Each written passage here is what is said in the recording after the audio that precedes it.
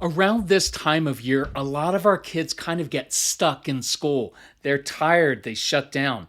So I encourage you to check out IXL to jumpstart your child's love for learning at ixl.com/Kirk.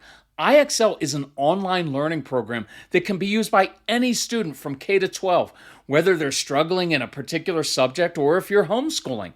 IXL uses engaging video tutorials and positive learning games that teach your kids the way your kids learn best and to give your kids control over how they learn and what they learn about because your kids can explore any topic in any grade level. And our kids thrive on positive feedback, and IXL consistently reinforces success.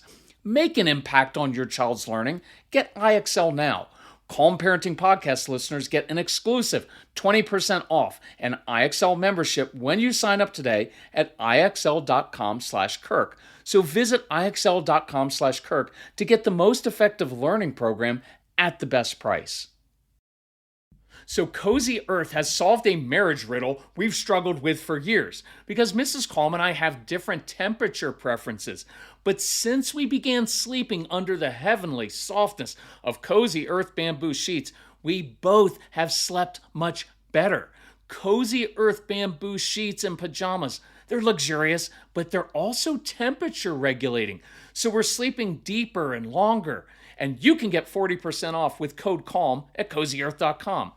Mrs. Calm was also a little jealous of my brushed bamboo pullover because it is ridiculously comfortable and it's stylish. I'm wearing it right now. So you can pair it with jeans and look great instead of frumpy. So I ordered her favorite color. I hung it on her side of the closet as a surprise.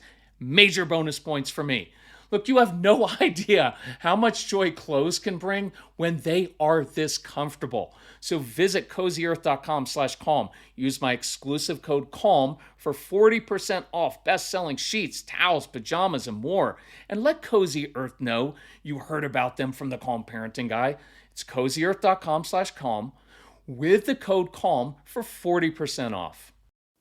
Okay, it's the week before Christmas, and you know what that means. Life is going to be just like it is in the TV specials and in the movies, and you're going to be around like happy families and everybody getting along, and your kids are going to love their gifts and be grateful for everything that they have. Well, you know that may not be true, right? For some of you, this is a really hard week coming up because it's a lot of unstructured time, and many of your kids really struggle with that, with the loss of the consistency. And there are a lot of cookies and treats and sweets, and for some of your kids, that's not awesome. They're going to be staying up late. The schedule's going to be off. Some of you are traveling. You're going to be around family that doesn't always understand you. So you're going to be judged. You're going to get those looks, right? Like, why aren't they disciplining him or her, right? And there's all these expectations of you, expectations of the holidays, lots of emotion. So I wanted to give you 5 quick tips that I hope will help you not only survive the holidays, although for some of you, survival, not a bad strategy, but I want you to be even able to enjoy them and also create some good memories. So, number 1, try to keep as many traditions and as much consistency as possible no matter where you are. Try to keep a couple things just the same, no matter whether you're at your sister-in-law's house, at grandparents' house. Try to keep certain things, certain routines intact, certain traditions, right? And you maybe even create some new traditions that, hey, when we're on the road or during the holidays, here's something we do, because traditions are about what you do, not about what you don't do, and they just provide some of that consistency. Number 2, take time away from extended family as necessary. And we learned this the hard way too late. We should have done it early on. But what we learned was we needed our own family time. Casey would need at times time to himself, away from all the chaos of it. And so give your kids and yourself some downtime, right? Volunteer to go to the store. I love doing that because then you get out away from that, gives you some time in the car with your kids, although for some of you that's harder. So you may go to a park. You might go for long walks. You may go and just do something by yourselves as a family, and that's okay, right? Don't be afraid to do that. Don't be afraid of being judged by everybody else. Don't be shy about it. It's smart, and it's better than being resentful. Look, that's a big thing practice that this holiday season. Be assertive about what your family needs. And if your kids need a little bit of time away for 30 minutes, an hour, for 3 hours, an afternoon, or if you need a little bit of time away from everybody, don't be afraid to take it. That's way better than sitting there feeling resentful about everybody because you didn't speak up. You know what is best for your family, and I want you to be confident in that and take that time. Everybody else is adults, and they need to learn how to deal with that and control their own emotions without you being responsible for them. Number 3, reset your expectations of yourself, of your kids, of Christmas, of the holidays. It's not supposed to be perfect like in the movies and the commercials. It's not. Things are going to go wrong. We're all flawed people. So I encourage you, practice this because this is good for everyday life. Because everyday life at home is not supposed to be perfect. So learn to roll with it about a little bit. Embrace the imperfection. Simplify things, right? And I want you to read the moment when your kids are tired or overstimulated, because they're going to be, right? So I'd rather you focus on de-escalating in those situations than trying to just discipline your kids when everything around them is different and everything is chaos and they're tired.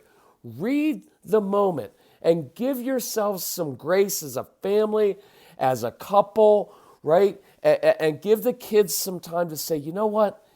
They're just really tired right now. So whether they take a bath right now doesn't matter. Your kids, look, we're not living in 1742, and I don't even know what that means, but it means if they don't take a bath one night, they're not going to die, okay, from scurvy or from something. They're just going to be gross, and that's what kids are supposed to be anyway. I'm kind of kidding, but also kind of not, right? Look, don't try to live up to the expectations of everyone else. And if your kids are just wound up and they're playing with their cousins and everything and they don't get the shower the night before Christmas, who cares what they look like? They're kids. So I want you to relax a little bit, reset those expectations. So let's geek out together for a minute over gut health because I'm really into this. I just learned that prebiotics are the food that help fuel the growth of healthy bacteria, the probiotics, in your gut. So you have to have both. And that's why AG1 helps my digestion, calms my stomach, and keeps me regular. Look, I've loved my morning AG1 routine for years, long before AG1 became a wonderful partner to the podcast. It's a quick, easy win because I start my day with 75 vitamins, probiotics, prebiotics, and whole food sourced ingredients. I just don't have that stomach distress anymore, where that bloating, that kind of interferes with your day and puts you on edge. Plus my weight is down. I've got energy for this hiking season. I'm drinking my AG1 right now while I'm recording this, and I think you should as well. AG1 is offering new subscribers a free $76 gift when you sign up.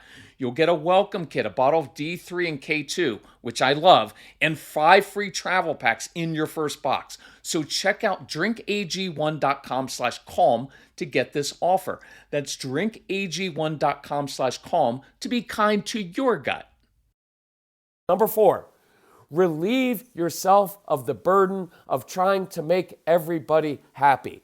If you want to work on this in the new year, I'll work on this one with you because this will save you so much stress over the course of your life, right? To relieve yourself of the burden of trying to make everyone happy, of trying to control every situation and make sure all the food turns out right and all the gifts are just right and everybody's happy with their gifts. Right? Really, realistically, do you know many 14 and 15-year-olds who are really, really super happy with their gifts, right? I'm just saying, reset some of those expectations and relieve yourself of that burden of thinking like, oh, it's going to be perfect and everybody's going to be happy, right? At certain ages, kids aren't happy no matter what you do. Is that not true? And so trying to bend over backwards and try to create something that's unrealistic and that will never happen, why do it, right? And so don't try to control everything else. Let everyone else, including your in-laws, your parents, your family, be in control of their own emotions and their own happiness. Let them be responsible for it instead of you trying to be responsible for everyone else's happiness. Because in daily life, that's what trips you up, right? You have to manage everybody's emotions. You're managing your kids' emotions, and then your spouse gets home, and you have to manage his emotions. And I want you to be able to start the new year to say, I am not responsible for everybody else's happiness around here, because that will wear you down and make you miserable and exhausted, and you'll get adrenal fatigue and you'll be miserable, and then you'll become resentful. And I don't want that. And if you want to give yourself a Christmas gift this year, start to work on that, right? Of letting go, of controlling every situation, of making sure everybody's happy. I want that for you.